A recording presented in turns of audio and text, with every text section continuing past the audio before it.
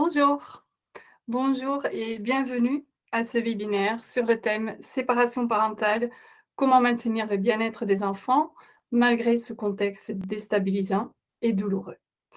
Je me présente, je suis Maya Deleu, je suis coach parental et je suis cofondatrice de SOS Parents in Distress. Ensemble avec mon conjoint Manu, nous accompagnons des parents qui ont des difficultés liées à l'éducation de leurs enfants. Avant de commencer, petite parenthèse, le français n'est pas ma langue d'origine. Je me suis installée en France il y a longtemps, mais bon, si parfois je construis mal une phrase, vous aurez compris pourquoi. Voilà, je tenais à vous le dire. Alors donc nous ne sommes pas juste des parents qui ont eu envie d'aider d'autres parents. Je suis enseignante éducation civique à la base. Manu est éducateur spécialisé. Mais nous sommes surtout, des assistants familiaux. Donc nous accueillons depuis 15 ans des enfants placés, 6 enfants en moyenne. Nous avons aussi 2 enfants nous-mêmes.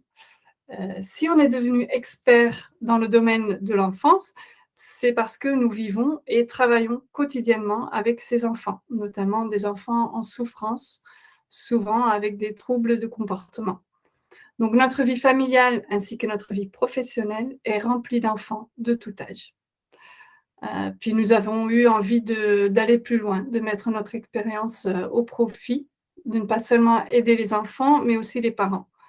C'est quand même vous, les parents, qui aidez vos enfants au quotidien, vous qui devez remplir cette tâche parfois bien difficile.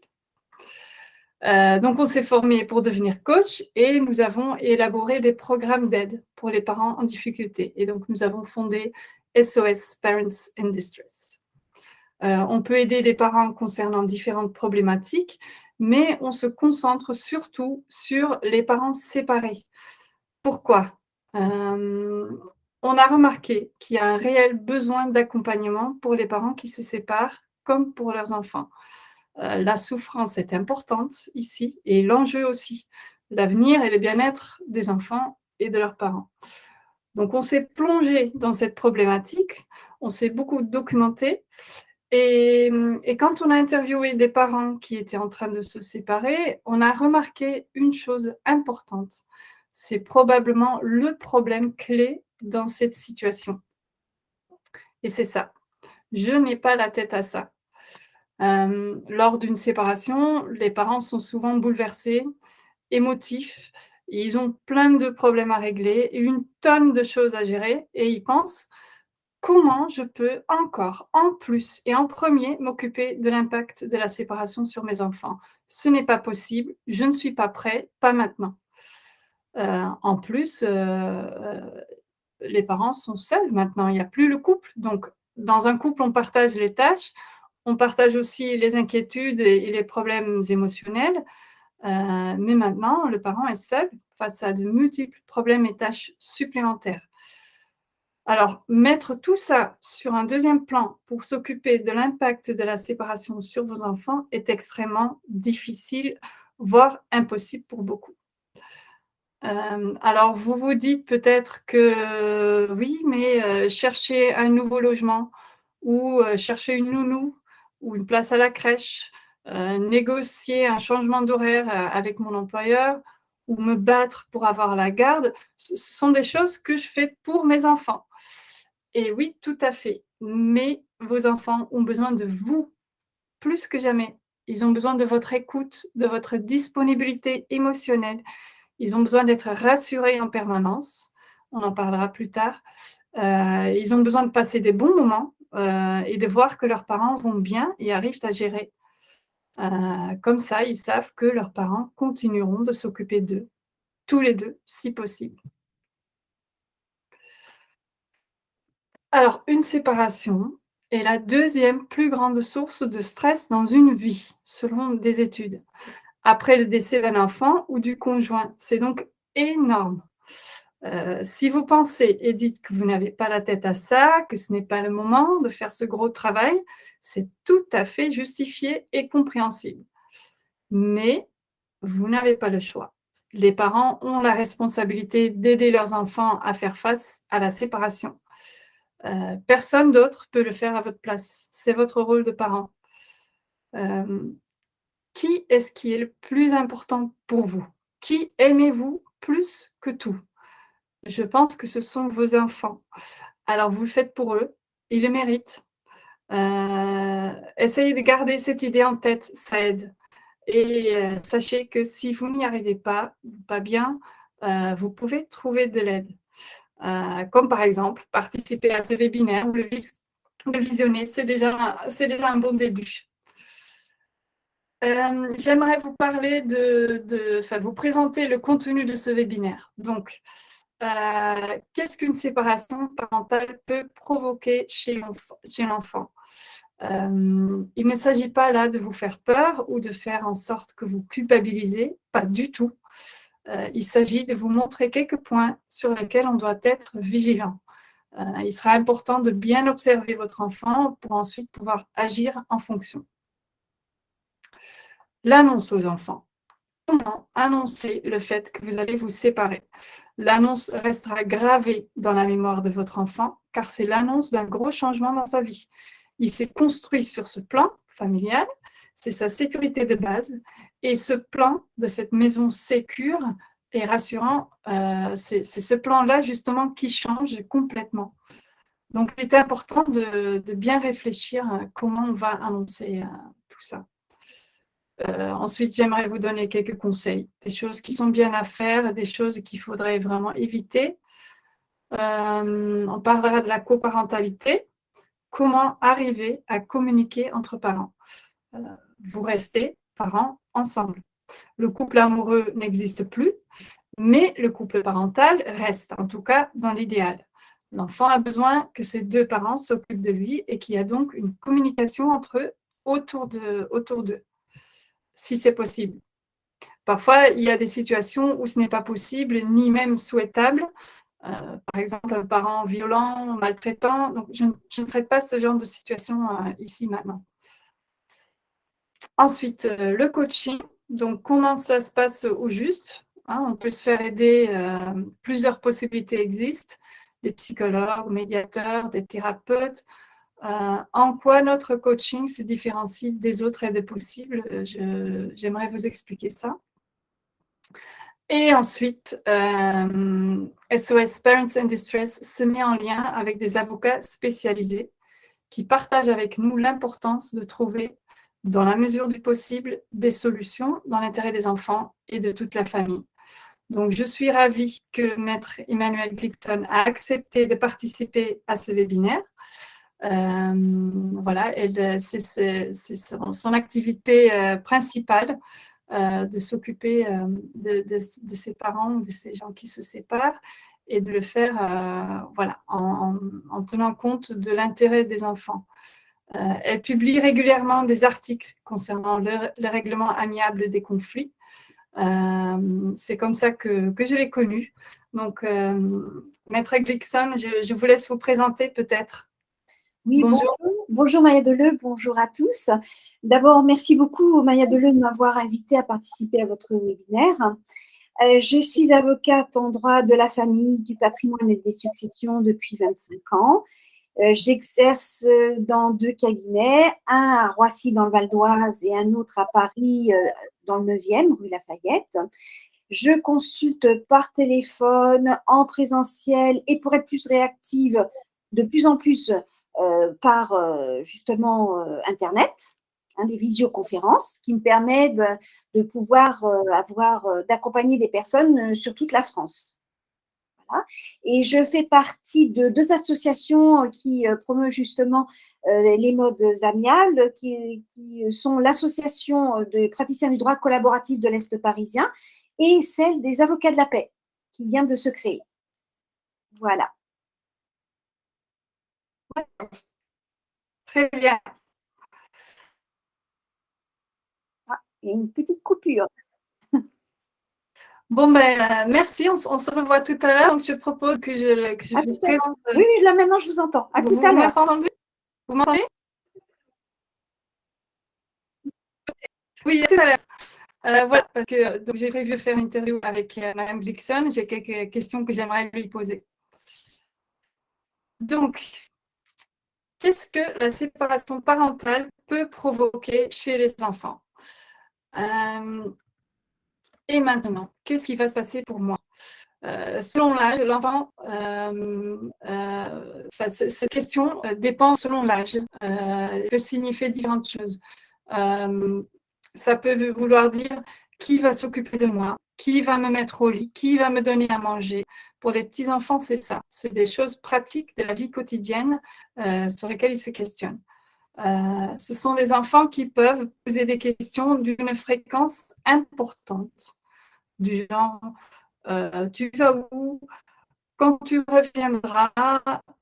Pourquoi tu dois partir? Et ceci pour chaque sortie de la maison, voire même chaque sortie de la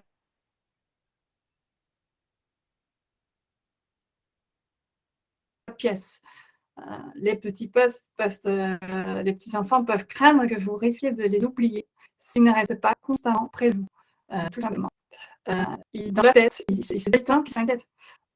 Lorsque les parents n'expliquent pas clairement, en détail, avec des mots simples, ce qui va se passer pour eux, ils ont tendance à remplir ce vide par leurs propres craintes.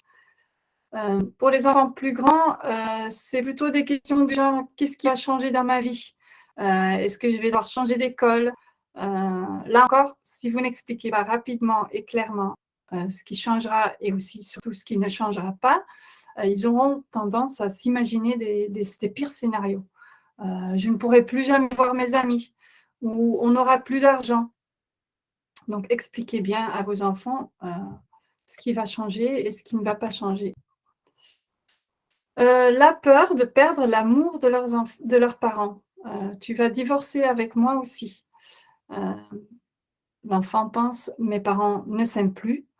Qui dit qu'un jour ils ne m'aimeront plus non plus?» Voilà. On se sépare dans le couple, mais on ne se sépare pas de ses enfants. Cette évidence est très vite à transmettre aux enfants. Il y a l'amour conjugal et l'amour parental. L'un peut s'éteindre, mais l'autre est pour la vie, est inconditionnel et indestructible. Rassurez vos enfants là-dessus.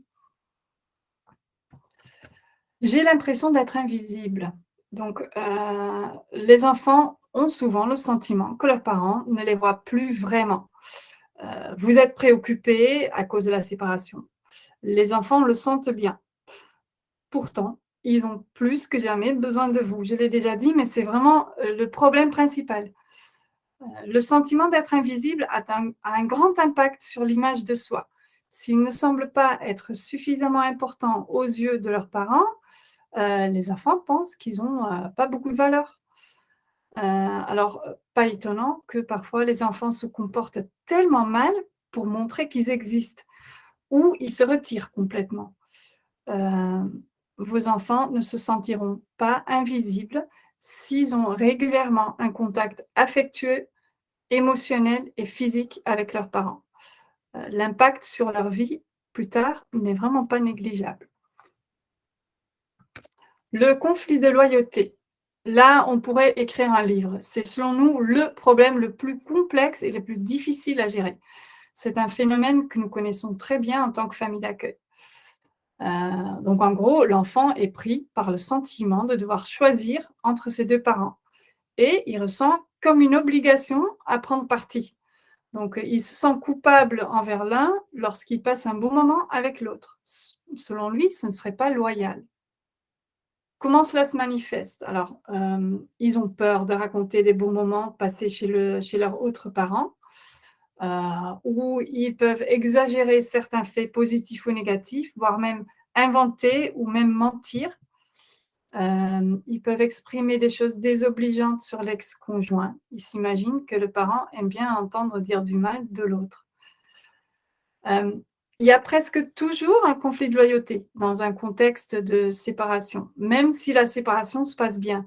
Il est donc important d'en parler avec votre enfant.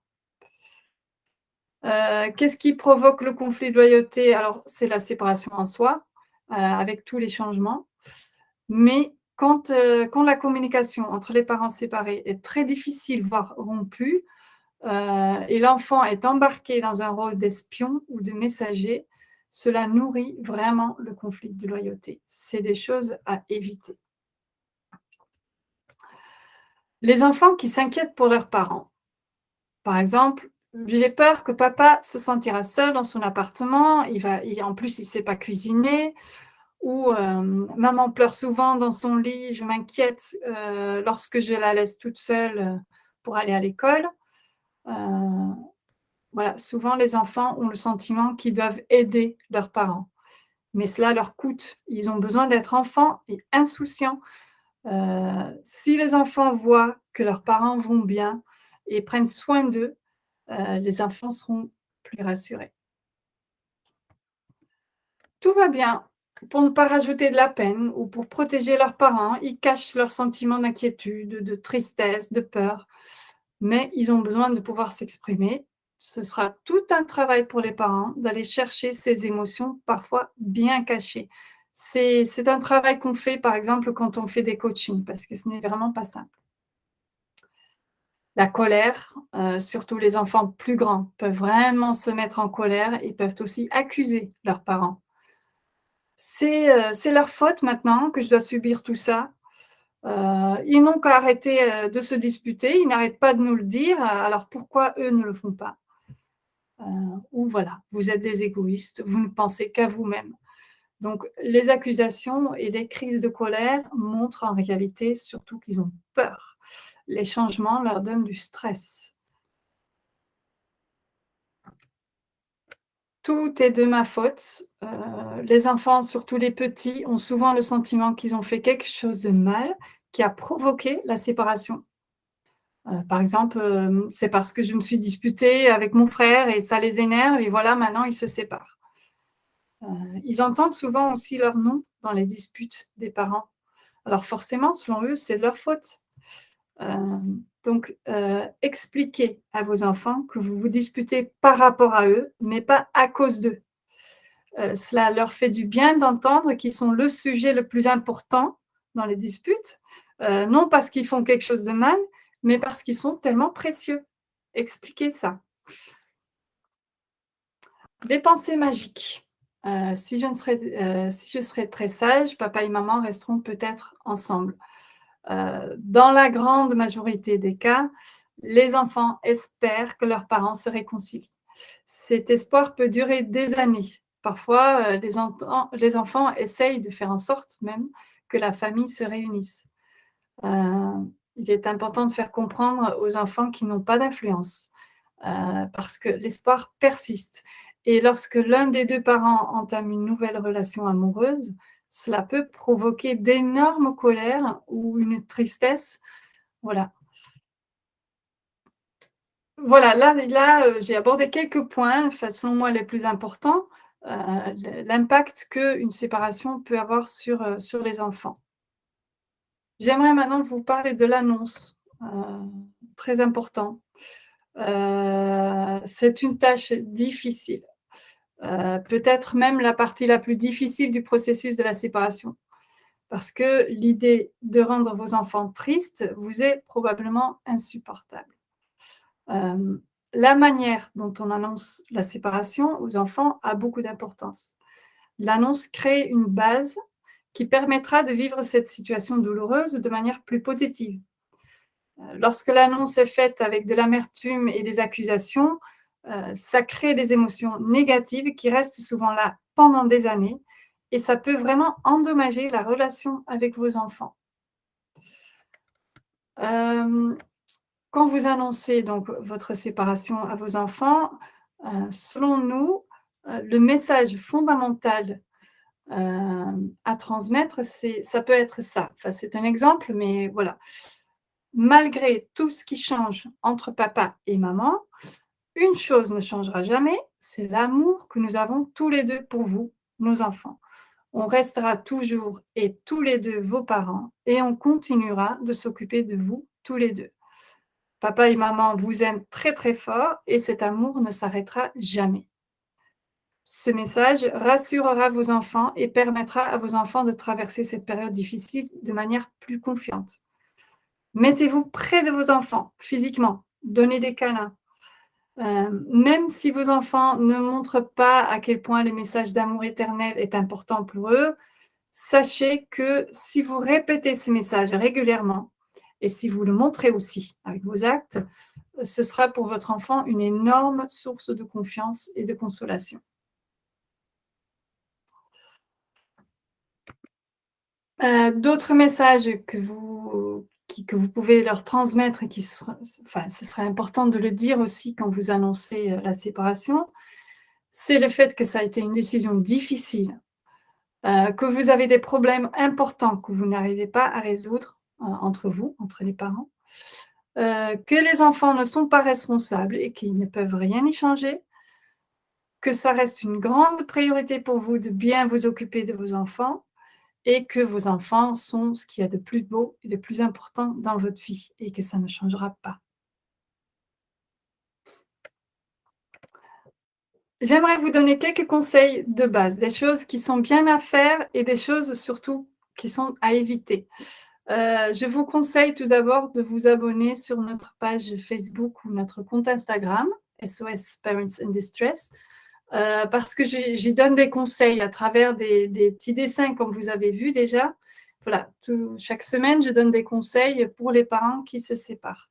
C'est toujours intéressant, en tout cas, voilà, je pense que c'est une chose que vous pouvez faire facilement. Concernant le deuil de la séparation. Au moment de la séparation, vous êtes probablement dévasté par le chagrin. En tout cas, une séparation est rarement un événement joyeux. C'est ainsi. Alors, ne le niez pas. Essayez d'accueillir ces émotions tristes pour ensuite, petit à petit, la faire partir. Retenez que le temps adoucit tout. C'est pareil pour vos enfants. L'épreuve fait grandir et ils peuvent la transformer en force. Ne nourrissez pas non plus votre chagrin. Essayez d'être courageux. Ce qui aide beaucoup, c'est de savoir que vous avez une énorme responsabilité envers vos enfants et que vous devez être là pour eux. Cette idée stimule et vous aide à trouver de la force. Avec du recul même, vous direz probablement que c'est grâce à vos enfants, entre autres, que vous avez réussi à remonter la pente. Si vous n'avez pas envie de rigoler, de sourire, de vous amuser, essayez quand même de faire un jeu avec vos enfants. Vous allez voir vos enfants qui s'amusent et ça va vous faire du bien aussi, ça va vous aider aussi. Autre petit conseil, ne voyez pas votre séparation comme un échec, mais plutôt comme une étape qui fait grandir toute la famille. Les enfants sont des éponges, ils sont souvent très sensibles aux pleurs de leurs parents. Pourtant, ce n'est pas grave qu'ils voient vos larmes, mais mettez des mots sur les mots. Expliquez à vos enfants ce qui vous rend triste et montrez que vous gardez quand même le contrôle. Hem, Pleurer est un bon moyen d'évacuer. C'est aussi d'ailleurs une occasion de dire à vos enfants qu'eux aussi, ils ont le droit de pleurer, d'exprimer leurs sentiments. Et puis libérez-vous de l'image de la famille parfaite. Heu, la séparation, vous pouvez la voir comme une mue. On abandonne la peau trop serrée pour en construire une, à sa taille, une qui convienne vraiment. Il y a d'abord cette période fragile où on se sent nu, une période très douloureuse, mais on se sent mieux après. Concernant la relation avec vos enfants, écoutez vos enfants. Alors on sait, vous les connaissez mieux que personne, vous les comprenez bien en général, en temps normal. Mais dans le contexte d'une séparation, pour les enfants, plus rien n'est normal. Ils vivent une toute nouvelle situation. Parfois, l'enfant doit encore apprendre à mettre les mots sur ce qu'il ressent. Parfois, les émotions ne sortent pas car ils sont figés. Parfois, ils ressentent bien ce que la séparation provoque chez eux, mais ils préfèrent ne pas le montrer pour ne pas faire du mal, hein, à leurs parents. Incroyable à quel point les enfants peuvent être solidaires. Donc, écoutez-les, c'est pas toujours facile. Beaucoup de parents se sentent coupables. Ils ont échoué et leurs enfants doivent subir les conséquences. Mais vous savez bien que dans la vie, les choses ne se passent pas toujours comme on le voudrait, c'est ainsi. Il est donc inutile de se sentir coupable. Cependant, ce qui est très utile, c'est de travailler sur la manière dont se passe la séparation pour les enfants. Et même si là encore on ne maîtrise pas tout, il est important d'essayer de faire en sorte que cela se passe au mieux.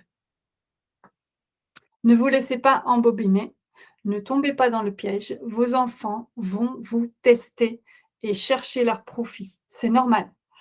N'achetez pas plein de choses, ne dites pas oui à tout pour combler cette culpabilité qui vous ronge.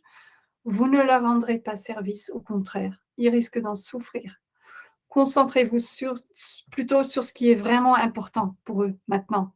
Les écouter, les rassurer, consacrer du temps pour eux, rester en forme, ne pas dire du mal de l'autre parent, etc.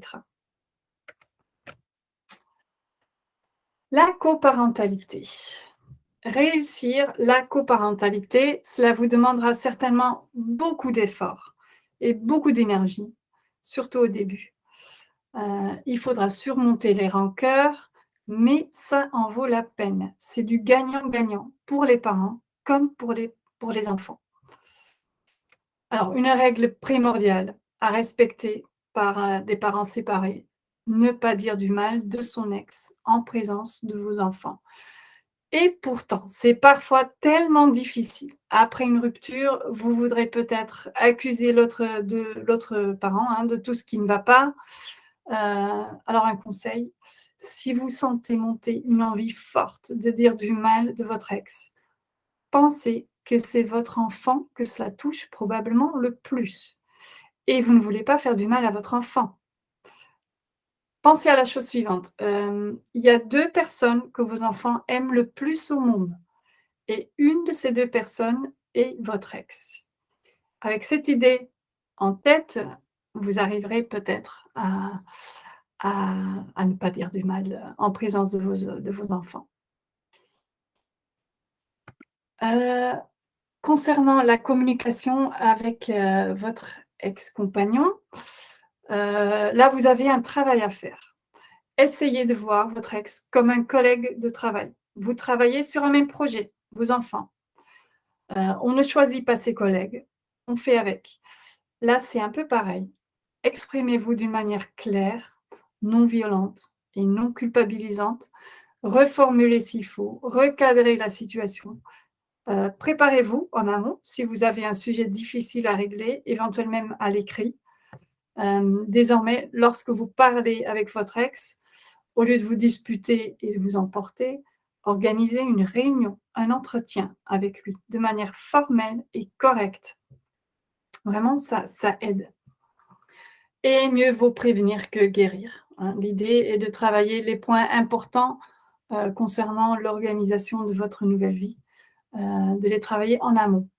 Les trajets, les activités extrascolaires, les règles de vie que vous aimeriez préserver, les achats concernant les enfants, l'organisation des voyages, les fêtes, voilà, tous ces points-là, essayez de parler de ça avant que les désaccords et les conflits prennent de l'ampleur. Essayez de vous mettre d'accord, de s'organiser, de répartir certaines tâches, de trouver des compromis. C'est un travail qu'on fait évidemment quand on fait des coachings, car c'est beaucoup plus facile à dire qu'à faire. La résidence, la garde des enfants.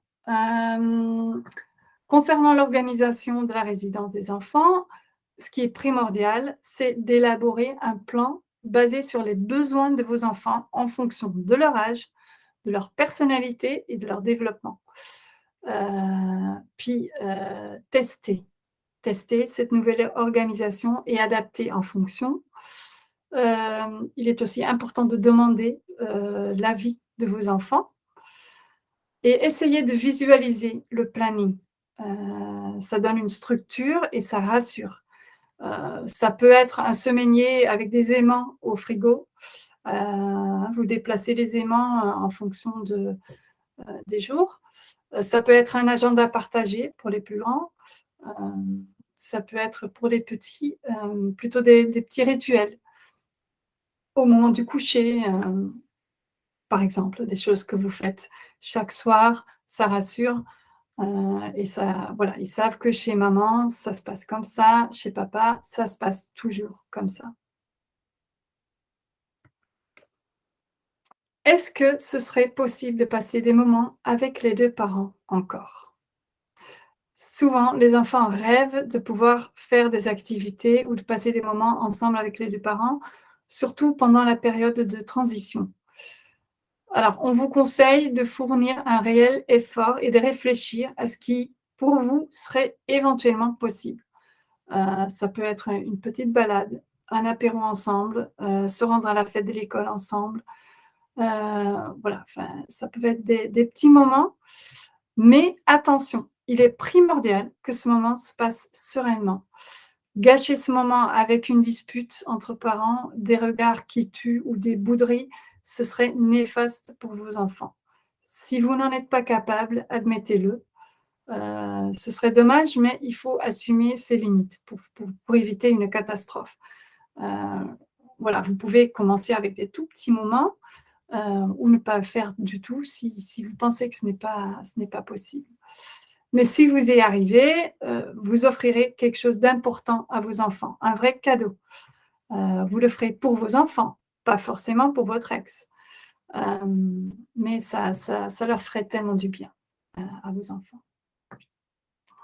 L'entourage. On parle de la coparentalité, donc les 2 parents qui continuent de s'occuper de leurs enfants, mais votre entourage aussi a une influence non négligeable sur la manière dont vos enfants vont vivre la séparation. Ce qui est important également, c'est donc d'informer vos amis, votre famille. Vous pouvez leur dire que vous fournissez un travail difficile avec votre ex pour que la séparation se passe au mieux et que vous avez besoin qu'ils vous soutiennent et qu'ils respectent vos règles. Par exemple, ne les autorisez pas à dire du mal de l'autre parent. Dites stop. Je pense aux grands-parents, par exemple. C'est souvent difficile pour eux, car ils voient souffrir leur fils ou fille et sont donc impactés aussi.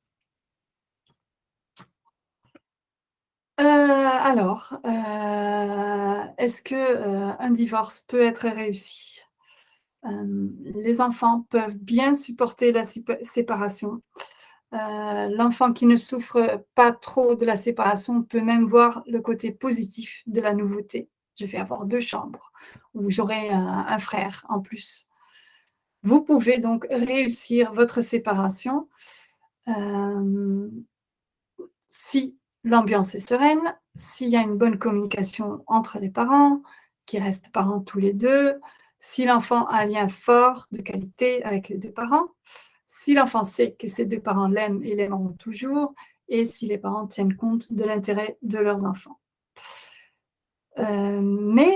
En même temps, vous allez aider vos enfants à développer certaines compétences qui les permettent d'être plus solides et épanouis. Vous allez renforcer leur santé émotionnelle et sociale, et ils pourront en profiter pendant tout le reste de leur vie. Je vous laisse prendre connaissance des compétences, enfin, c'est assez évident, mais voilà, ça peut être l'avantage d'une séparation. Puis, il est plus facile de faire en sorte d'avoir des enfants forts que de réparer des enfants brisés.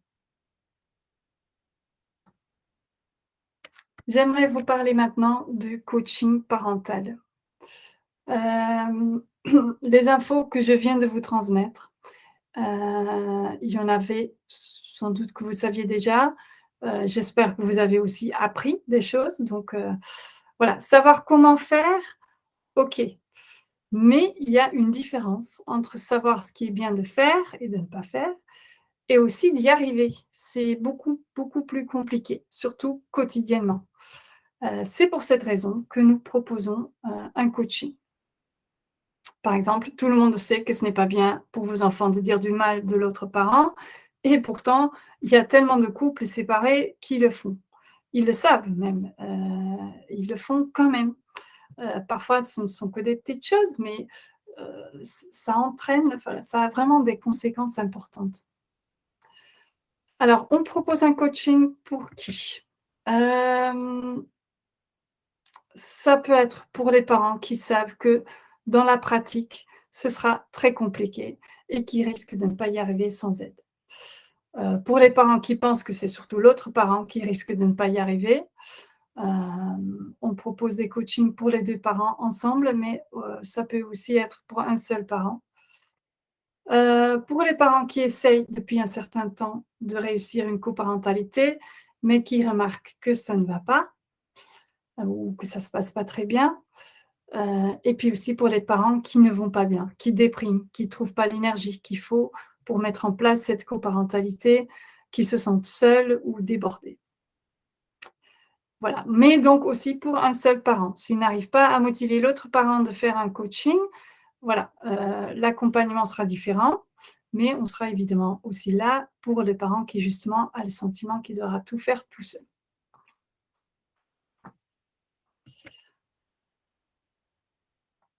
Alors, nous proposons de quelque part d'être votre compagnon de route pendant une période. On s'installe sur votre épaule et on vous guide. C'est beaucoup plus complet que quelques séances chez un professionnel dans son cabinet. Parce qu'après l'entretien dans le cabinet d'un coach, d'un thérapeute, médiateur, psychologue, la porte se ferme jusqu'au prochain rendez-vous. Et pas chez nous. Nous, on sera là avec vous tous les jours s'il faut, virtuellement, vous l'aurez compris. Et puis, il n'y aura donc pas de rendez-vous dans un cabinet, mais chez vous, tranquillement chez vous. C'est chez vous que les problèmes se présentent et que vous avez besoin de soutien. Donc, c'est là, chez vous, que nous allons travailler ensemble. Notre objectif, c'est tout faire pour que vos enfants traversent cette période de séparation sans blessure. Et mieux encore, on vous aidera à faire en sorte que vos enfants soient plus solides, plus épanouis et que le lien parent-enfant soit riche. Alors, on va travailler sur quoi? Plusieurs recherches ont montré que 3 facteurs importants réduisent les risques et peuvent être contrôlés par les parents. Le degré et la durée des hostilités entre les parents, la qualité des pratiques parentales et la qualité de la relation parent-enfant. Donc, ce sont les 3 points principaux du coaching. Tout commence par un premier entretien état de lieux.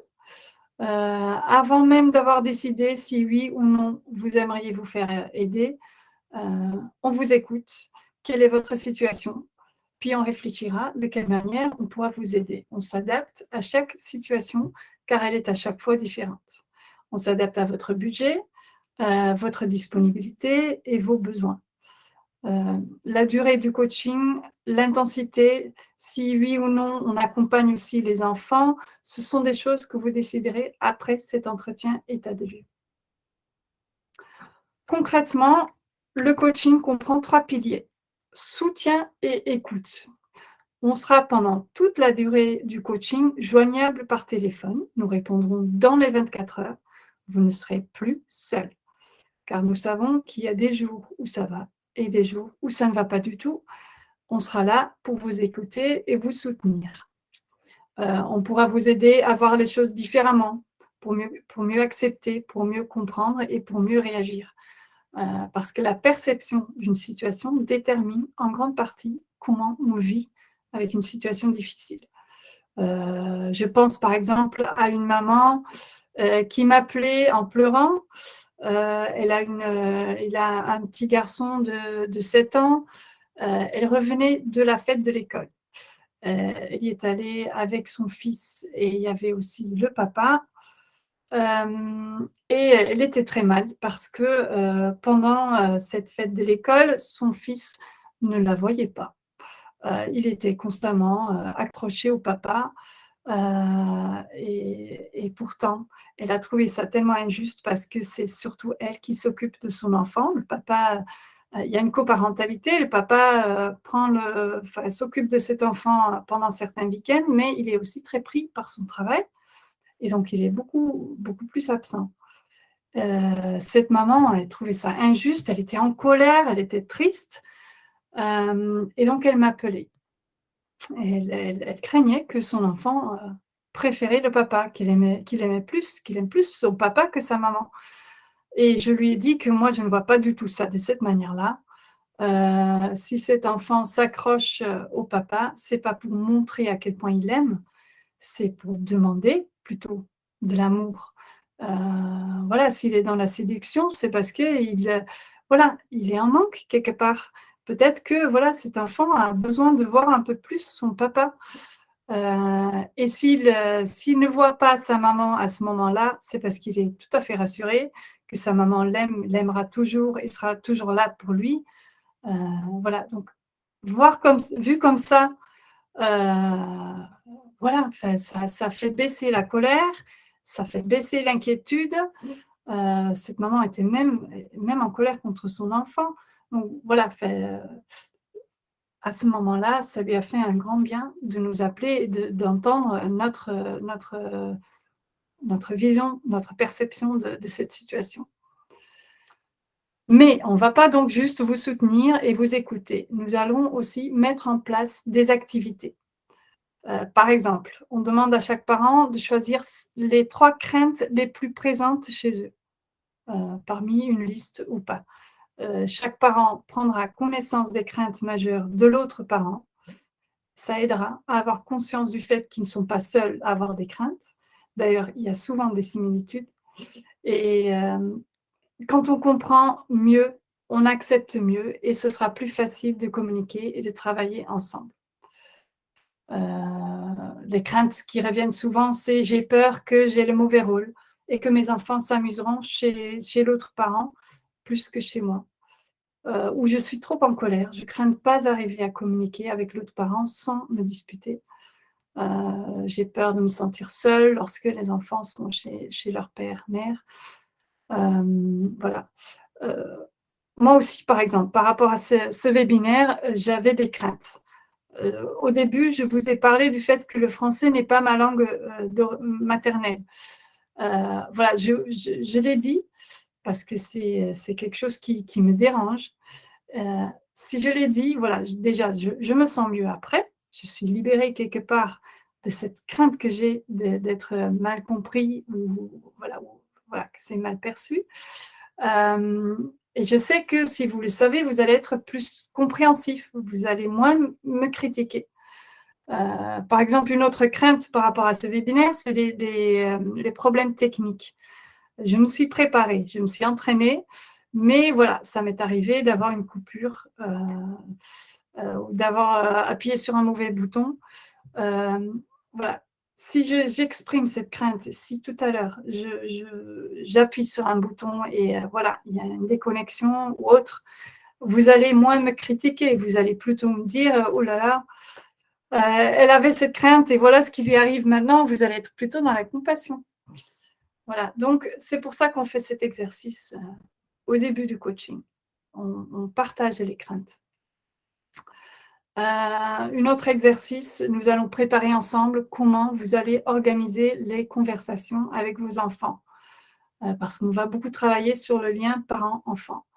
On va vous donner des outils, des méthodes, il y a des livres, des marionnettes, des films, des jeux. Voilà, on va évaluer tout ça ensemble. Après, hein, on va voir comment, votre enfant a réagi, qu'est-ce qu'il a exprimé, puis on réfléchira comment vous pouvez réagir la prochaine fois, comment vous pouvez répondre. Voilà, c'est un gros travail du coaching, le lien parent-enfant, les conversations, pour aller chercher aussi ces sentiments bien cachés, parfois. Hem, Autre exercice, on demande à chaque parent d'exposer au moins une tâche liée aux enfants que l'autre parent aura du mal à remplir seul, selon lui. Puis l'inverse également, au moins une tâche qu'il pense lui-même avoir du mal à accomplir seul. Et on échange des fiches. Quelques exemples. Le papa pense que la maman ne surveillera pas les devoirs. C'est lui qui le faisait d'habitude. Ou la maman craint que le papa habillera leur fille de 3 ans n'importe comment, les vêtements pas accordés, t-shirt à l'envers, enfin, c'est quelque chose que moi je connais là. Voilà, c'est une crainte que les mamans peuvent avoir. Euh, Donc ça, c'est des craintes par rapport à l'autre parent. Mais on peut avoir des craintes par rapport à soi-même. La maman craint que son fils ne jouera plus au foot dehors parce qu'il le faisait toujours avec son papa et elle est vraiment pas douée à ça. Ou le papa craint qu'il n'arrivera pas à préparer les enfants dans le calme le matin avant de partir à l'école. Ils n'auront peut-être pas eu le temps de prendre le petit déjeuner ou ils risquent d'oublier de mettre le goûter dans le cartable. Voilà, ces craintes-là, on va en discuter, on va échanger et on va demander à chaque parent comment il pourrait aider l'autre parent à accomplir cette tâche pour laquelle il se sent en difficulté.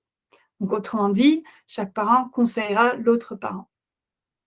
Voilà, donc quelques exemples d'actions, des choses qu'on va mettre en place. Troisième pilier, médiation et évaluation. Donc, vous l'avez compris, on vous accompagnera avant, pendant et après chaque action. Ce seront les visios qu'on organisera avec les deux parents. On discutera ensemble de comment vous pouvez faire et comment ça s'est passé après, comment adapter.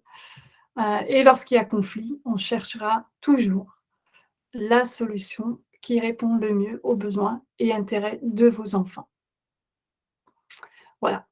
À la fin de cette période de coaching, on fera un bilan. Et aussi, encore un mois plus tard, on vous recontactera. On refera un bilan. Comment ça se passe? Voilà, on reste en contact. C'est important. C'est ce que les compagnons de route font. Voilà. Pour voir si, même après, tout se passe bien pour vous et vos enfants. Voilà ce que j'avais envie de transmettre, ce que j'avais envie de vous dire via ce webinaire. J'aimerais maintenant laisser la parole à Maître Emmanuel Glickson. J'aimerais vous poser quelques questions. Voilà, donc selon vous, en tant qu'avocate, comment peut-on protéger au mieux l'intérêt des enfants lors d'une séparation ou divorce? Il faut surtout, en tant qu'avocate, insister auprès des parents sur le fait qu'il ne faut absolument pas mettre l'enfant au centre du conflit parental. Ça, c'est déterminant. Et comme vous l'avez dit tout à l'heure, de manière tout à fait pertinente, ne pas faire en sorte que l'enfant soit pris dans un conflit de loyauté. Ça, c'est déterminant. Moi, j'insiste beaucoup auprès des personnes que j'accompagne pour leur dire préservez vos enfants de cette manière-là. Et aussi de ne pas les instrumentaliser. Combien de dossiers où je vois que les parents veulent faire entendre les enfants par le juge pour que le juge entende certaines choses et en fait faire passer certaines choses par l'intermédiaire de l'enfant. Ça, il faut surtout l'éviter parce que c'est extrêmement nocif à l'équilibre psychologique de l'enfant. Donc ça, ce sont des choses qui sont très importantes. Également, comme vous l'avez très pertinemment dit tout à l'heure, ne pas dénigrer l'autre parent. Ça, c'est très important que l'enfant ait une image positive de ses deux parents. Ça, c'est capital. Également, comme vous l'avez dit tout à l'heure, faire attention comment vous annoncez votre séparation. Parce que c'est un moment qui sera très important et très marquant pour l'enfant. Et donc, vous avez très bien expliqué comment faire pour ne pas perturber ou au moins le moins possible l'enfant. Ça, c'est très important. Et aussi se poser les bonnes questions. Est-ce que je veux régler mes comptes avec l'autre parent ou est-ce que je veux privilégier l'intérêt et l'équilibre de mon enfant, notamment au niveau psychologique? Ça, c'est très important de savoir qu'est-ce qui est fondamental pour vous et de savoir que, effectivement, ce qui est préférable, c'est privilégier l'équilibre de votre enfant. Donc, mettre tout en œuvre pour protéger cet équilibre-là. Donc ça me semble très important. Et également, comme vous l'avez dit tout à l'heure, prendre ses décisions non en fonction de ses propres critères à soi, mais des besoins de l'enfant. Ça, c'est effectivement extrêmement important. Donc ça me paraît être, et également, et ça vous l'avez dit, apaiser les relations entre les parents. Parce qu'effectivement, si les parents s'entendent plutôt bien et que l'enfant voit que cette séparation se passe plutôt bien, l'enfant sera bien. Et comme vous l'avez dit, l'enfant est une éponge.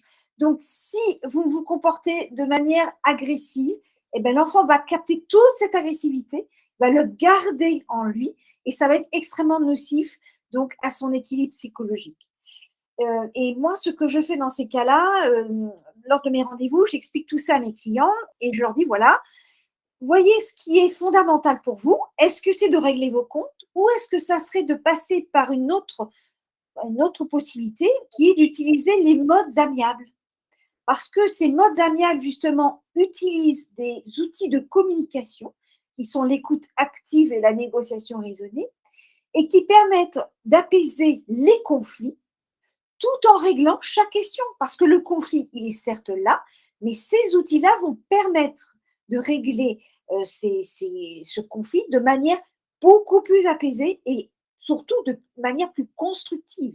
Et on va arriver à aboutir à des accords que peut-être vous n'auriez même auxquels vous n'auriez jamais pensé dans le cadre d'un contentieux, mais qui seront beaucoup plus constructifs, aussi bien pour les parents que pour les enfants, forcément, puisque c'est la conséquence logique, et qui vont permettre aux parents d'aller bien au-delà de ce qu'un juge va leur accorder, puisque le juge, lui, est tenu par la loi, mais grâce à ces modes amiables, tant que vous respectez l'ordre public et l'intérêt de l'enfant, vous pouvez prévoir des choses extrêmement variées et qui vous paraîtraient peut-être très saugrenues, mais qui, elles, vous correspondent aux besoins de l'enfant. Donc voilà ma façon de pratiquer. D'accord. Et donc concrètement, comment ça se passe au juste, ces modes amiables? Quel est votre rôle exactement? Comment vous vous y prenez? Alors moi, je détaille chaque mode amiable parce que vous avez la médiation, mais vous avez aussi le processus collaboratif, la procédure participative. Donc je leur explique tous ces modes amiables. Comme je fais partie des associations, j'ai des plaquettes, donc mes clients repartent de mon bureau avec cette plaquette où je leur transmets donc par mail quand nous faisons des rendez-vous en visioconférence pour qu'ils puissent réfléchir de manière posée, calme, pour pouvoir voir en quoi consistent ces modes alternatifs. Et si jamais il y a encore des questions, ben, ils me recontactent et je leur explique. Donc comme ça, ils ont connaissance de ces outils et ils peuvent prendre un temps de manière calme et apaisée pour approfondir la question et savoir est-ce que je me dirige vers un contentieux classique ou effectivement je vais utiliser un de ces modes alternatifs qui va me permettre de me séparer de manière beaucoup plus apaisée et constructive dans mon intérêt et également dans celui de mon enfant par conséquence. Hein. Et puis, comme je suis formée à ces modes alternatifs, donc je les pratique et en plus, je peux accompagner mes clients en médiation en tant qu'avocate quand le médiateur ou la médiatrice est d'accord pour accepter ma présence, ce qui fait que ça rassure considérablement les personnes que j'accompagne et je participe aussi à l'avancement de cette médiation de manière à ce qu'elle soit constructive et qu'elle aboutisse. Ça, c'est ma façon de pratiquer. Parce que la médiation, pour un petit peu la détailler, puisque c'est ce que nous avions vu ensemble, c'est en fait demander l'intervention d'un tiers extérieur neutre qui ne prendra position ni pour l'un ni pour l'autre, mais qui est là grâce aux outils de techniques de communication pour vous aider, enfin aider les parents à restaurer cette communication dans le but de mieux se comprendre. Et comme vous l'avez dit, mieux on se comprendra, mieux l'accord et les choses seront acceptées.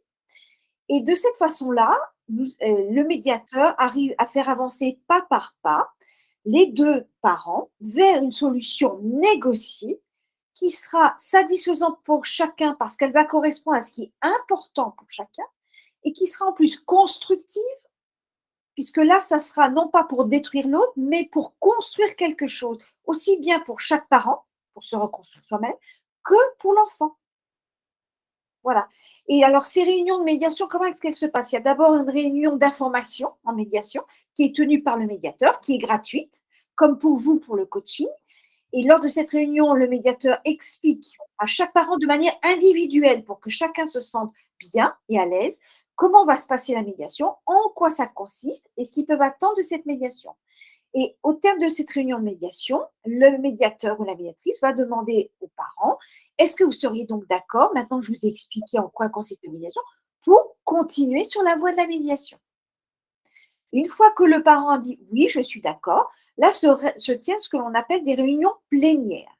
Ce qui veut dire que tout le monde sera présent lors de ces réunions.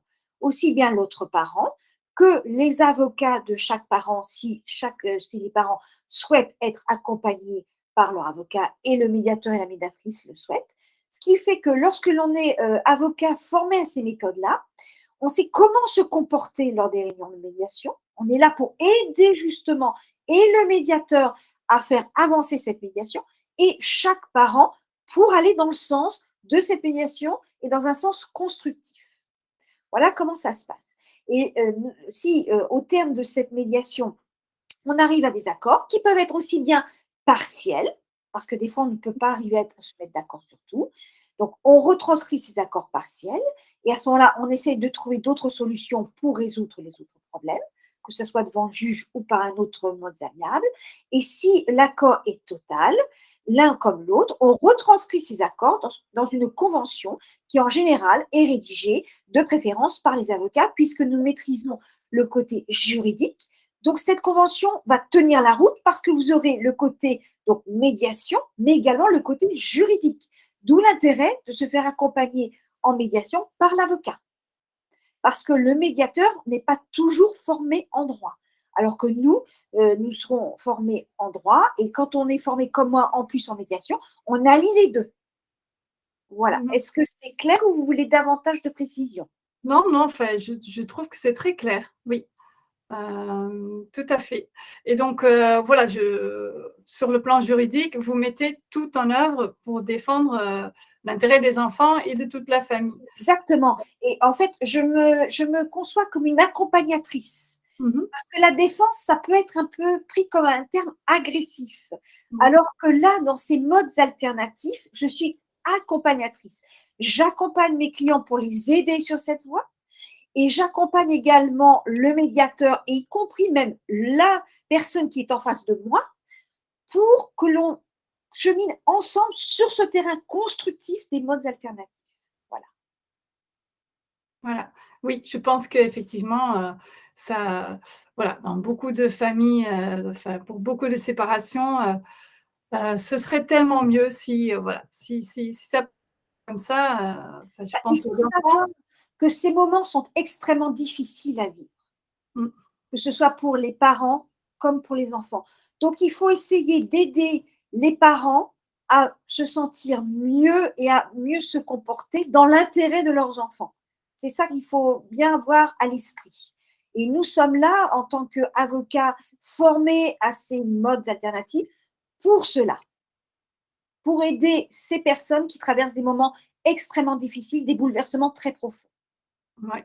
Ouais, je pense donc effectivement que le choix de son avocat est important parce Oui, que, voilà, comme vous le dites, hein, oui, vous pouvez, exercer cette profession, de différentes manières et exactement. voilà, c'est un vrai choix et d'ailleurs, nous, SOS Parents in Distress, on se met en lien avec des avocats comme vous, voilà, on se rejoint là-dessus, hein, enfin, Oui, d'accord. le rôle que vous avez est tellement important, voilà, si on veut que la séparation se passe au mieux, non seulement pour les parents, mais pour les enfants, Pour ces voilà, enfants, c'est vraiment, ce qui serait mieux et ce qu'on recherche.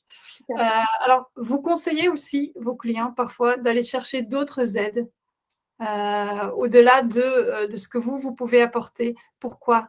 Bah, tout à fait, parce que, justement, tout au long de mes 25 ans d'expérience, je me suis aperçue que, l'aspect juridique n'était pas parfois suffisant et comme je vous l'ai dit tout à l'heure, comme les parents traversent des moments, extrêmement difficiles à supporter, il faut les aider au niveau psychologique pour se sentir mieux et comme vous l'avez dit tout à l'heure et c'est aussi votre action, à voir les choses différemment, à mieux les comprendre.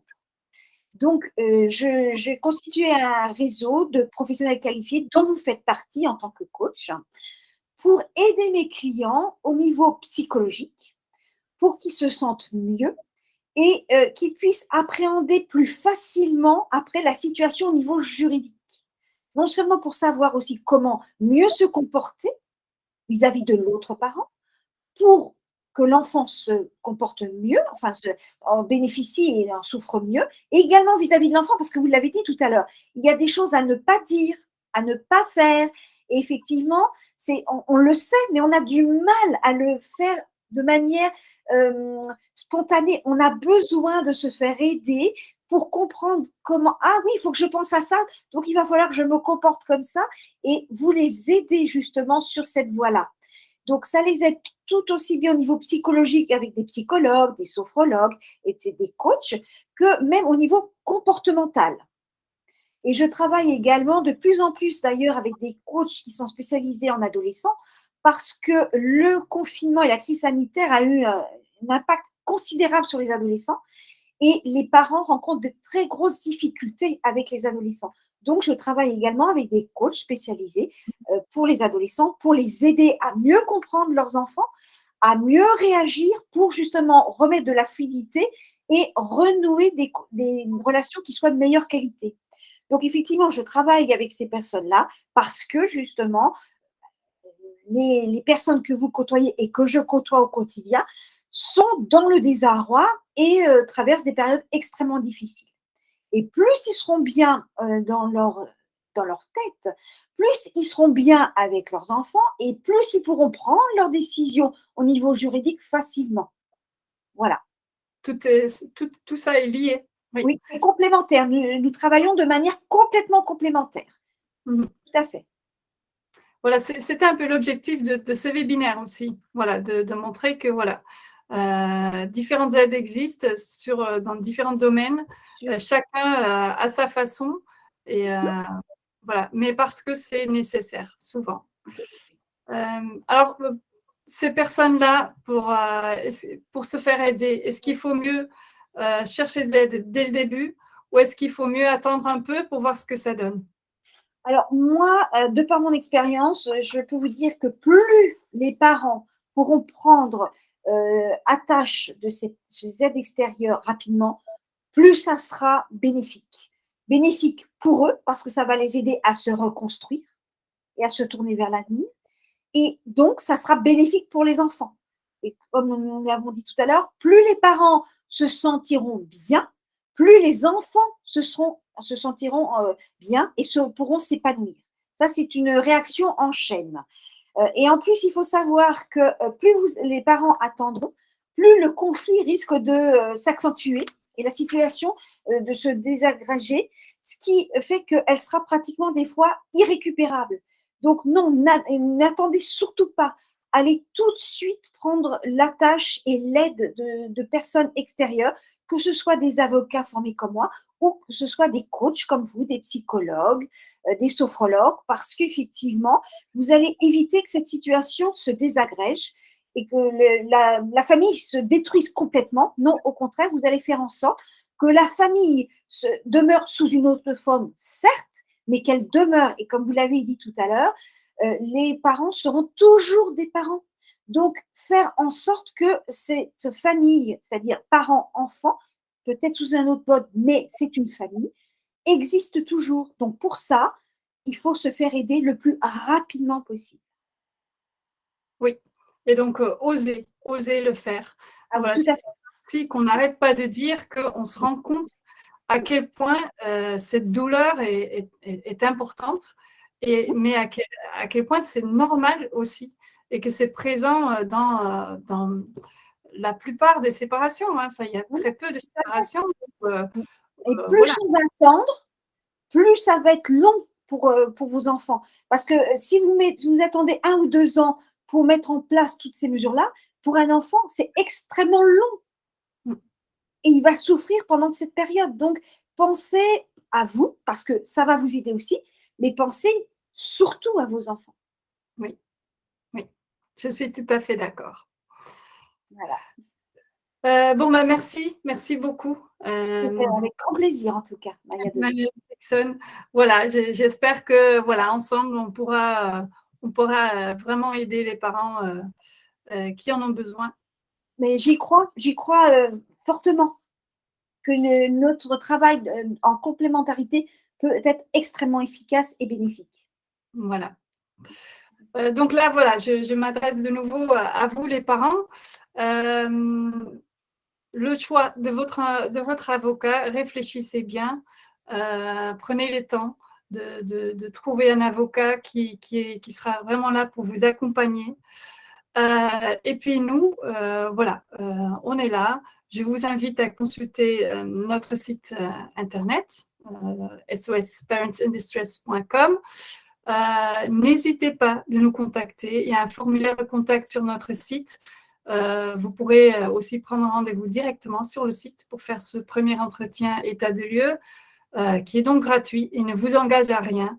N'ayez pas peur. Voilà. C'est normal si vous avez besoin d'aide. Voilà. Je vous souhaite beaucoup de courage et du bonheur, surtout avec vos enfants. Merci encore, Madame Glickson, et au revoir et à bientôt. Au revoir, à bientôt.